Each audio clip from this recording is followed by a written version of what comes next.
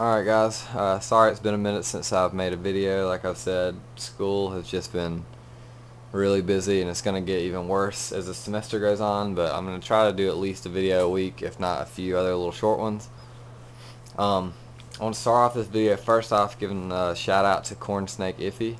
I'll put an annotation up. You can go check out his channel. He's got some cool animals and stuff to go watch him and subscribe to him. Yeah.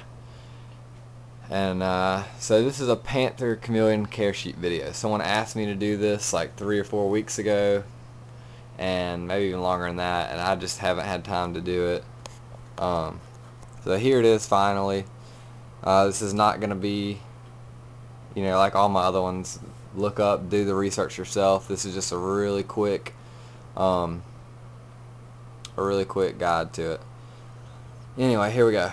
The cage is 4 feet tall, 2 feet deep, and 1.5 feet wide. I think that's a pretty good size for a panther. They might even be able to use bigger. You definitely don't want to go a whole lot smaller than that, because panthers are pretty big chameleons. Males can reach up to 21 inches, and females reach around 13 inches. Males are really brightly colored, as you can see this male. You can look up pictures. Females are really dull in color, so it's really obvious when you have a female. You're going to want to have a bunch of perches and vines and stuff for it to climb on. I really need more. I've got these 4 going across the top, and then it can also climb on this. It's like a tomato thing that you would put in a garden. Let me go ahead and open up the door. I put it upside down and the plant sits in it. Heating and lighting, you need UVB. Have to have one. The chameleon will die without it. So you have to have that and a heat lamp. The heating should be an ambient temperature of between, kind of room temperature from 72 to 80, and then a basking spot from 85 to 90.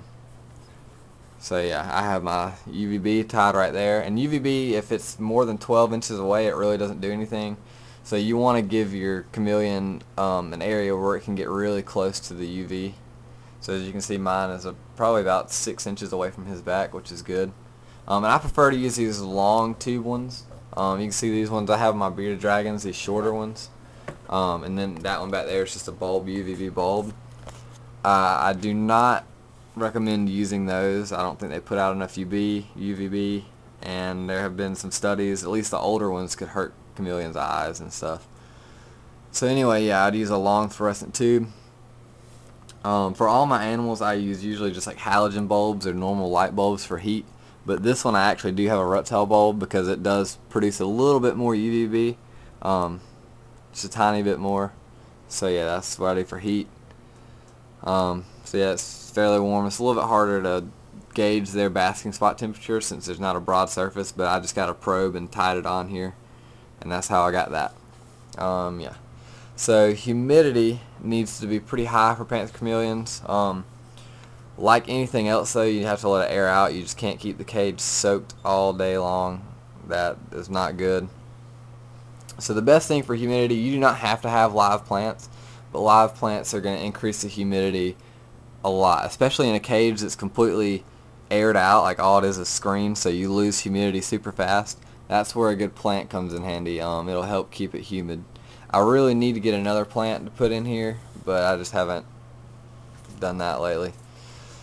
So yeah, pothos are always a really good plant. You can use hibiscus. If you search online, there's definitely a bunch of links to best kind of plants to use. Yeah. To water them, they will not drink out of a water bowl. They cannot see standing water.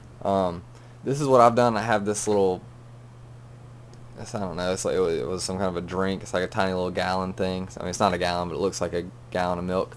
You can see right there, I just poked a tiny little hole in the bottom of it, and I put water in it, and I set it up here on top, and the water drips down onto these leaves right here and runs down them, so he can walk over and take a drink. You can see he's kind of sleeping. It's a little bit later on in the day right now, so he's kind of getting ready for bedtime. They'll eat any kind of crickets, roaches, superworms, anything like that. Silkworms are great for chameleons. I love using silkworms when I can find them. They're a little bit hard to find. Phoenix worms, those big Horned tomato worms are awesome. Those are actually one of my favorites when I can get those. They're really big, like green and blue worms. Yeah, and they eat a lot. I don't know what to say about that. You can kind of tie like a little bucket somewhere, just like tie it on the screen, like a cup, and put the insects down in the cup. If you're worried about them getting out or whatever.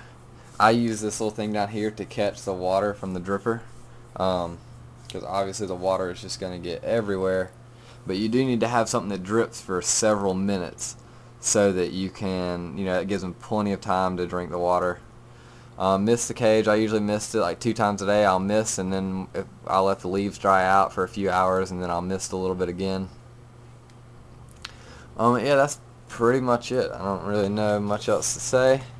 They're really cool animals. They're not beginners, and that was more of a Panther chameleon specific care sheet, but it's fairly similar to a lot of other chameleons. But yeah, they're not beginner. They're more advanced, but as long as you do everything properly, they're not that hard of a species to take care of, but they do tend to react very badly to even slight errors in husbandry. Temps are off a little bit, not enough humidity, anything like that, it's going to affect them, and a lot of times really badly. That's why they're kind of considered a more advanced reptile. But yeah, they're super cool. Any other questions? Just comment below and ask. If I have time, I'll probably put a few links to some really good care sheets in the description. And yeah, take it easy.